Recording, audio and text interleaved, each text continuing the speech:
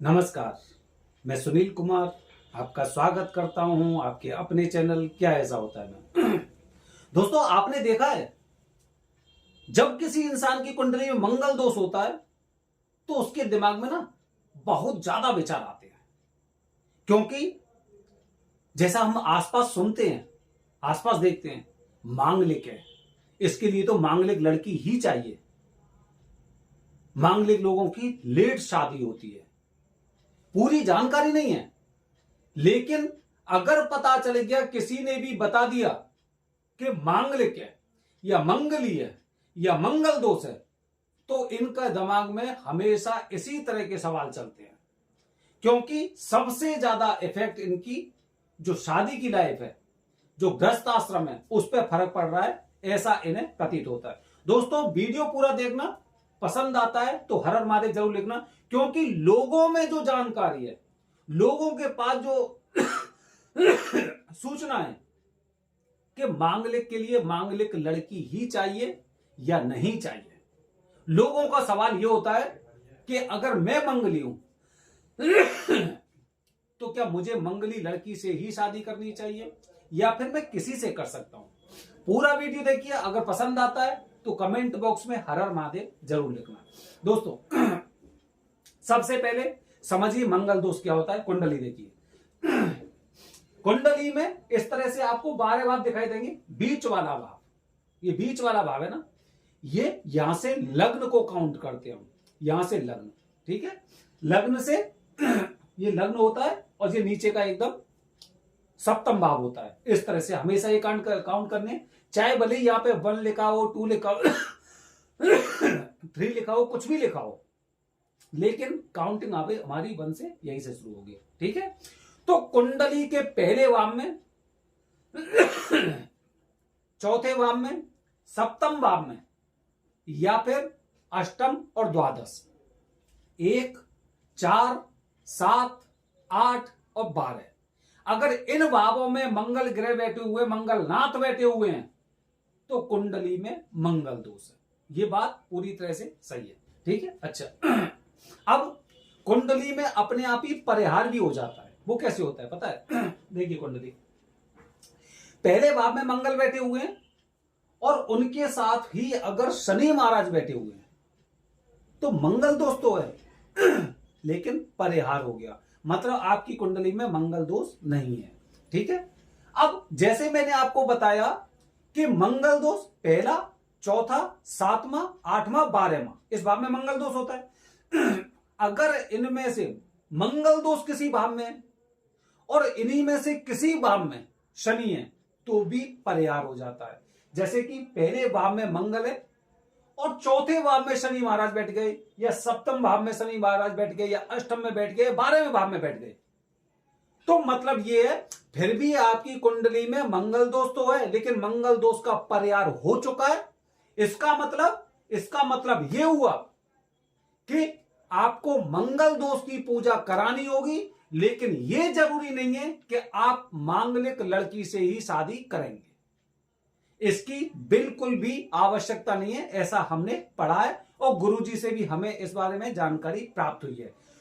तो मतलब अगर आपकी कुंडली में ही अगर मंगल का परिहार हो चुका है, तो मंगल दोष की पूजा के पश्चात आपको जरूरी नहीं है कि आप मांगलिक लड़की से ही शादी करो, या फिर मंगली लड़की ही आपके लिए होनी चाहिए, ठीक है। ये कंडीशन हो गई एक। दूसरी कंडीशन बता रहा हूं। दूसरी कंडीशन दोस्तों ये होती है कि जैसे कि किसी एक आदमी की कुंडली में मंगल दोष है और जिससे इसकी शादी होती है, उस लड़की की कुंडली में पहला, चौथा, 7वां, 8वां, 12वां, इन भावों में अगर शनि देव भी बैठे हुए हैं, मंगल की बात नहीं कर रहा हूं मैं, ये मंगली है, लेकिन जो पार्टनर है, पार्टनर की कुंडली में शनि महाराज अगर ऐसे स्थानों में बैठे हुए हैं, फिर भी मंगल दोष की पूजा करने के पश्चात ये शादी कर सकते हैं, ठीक है। ये 2 स्थिति हो गई। तीसरी स्थिति दोस्तों, तीसरी स्थिति वो होती है जब एक की कुंडली में मंगल दोष है और दूसरे की कुंडली में मंगल दोष नहीं है। यह सबसे खतरनाक वजह होती है, सबसे खतरनाक। माना जाता है कि मंगल दोष मांगलिक अगर किसी एक की कुंडली है तो या तो उसका परिहार होना चाहिए, और अगर परिहार नहीं हो रहा है तो फिर उसके लिए मांगलिक लड़की ही चाहिए। यह मंगल दोष की कहानी है, यह मंगल दोष की कहानी है। इसमें भी एक चीज और होती है कि देखा जाता है कि मंगल उच्च का है या निम्न का है, नीच का है। वो कैसे पता चलेगा, ये देखिए। जैसे कि लग्न में मंगल है और यहां पे नंबर कितना लिखा हुआ है, 1 मतलब मेष राशि। मेष राशि के स्वामी कौन होते हैं, मंगल। मतलब मंगल अपनी राशि में बैठे हुए, मतलब यहां पे मंगल उच्च के हैं। ठीक है, मंगल उच्च के हैं। इसी तरह से अगर हम बात करते हैं यहां पे अगर 2 लिखा होता तो 2 का मतलब वृषभ राशि, और वृषभ राशि के स्वामी कौन होते हैं, शुक्र। और शुक्र बैठे होंगे तो मतलब आपस में दोनों एक दूसरे के शत्रु माना जाता है इन्हें।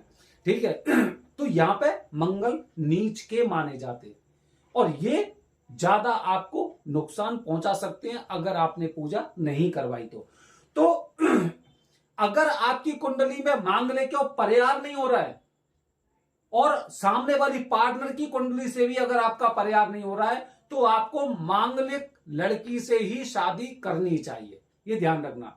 दूसरा, एक बात कंपलसरी और हो जाती है,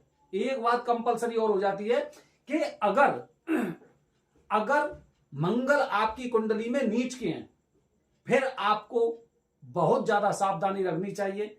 फिर किसी अच्छे, क्योंकि यहां पे मैं आपको पूरी बातें उसके कंडीशन के अनुसार नहीं बता सकता, फिर भी अगर नीच का मंगल हो और मंगल दोष भी है, तब आपको शादी करने से पहले किसी अच्छे एस्ट्रोलॉजर से पूछनी चाहिए।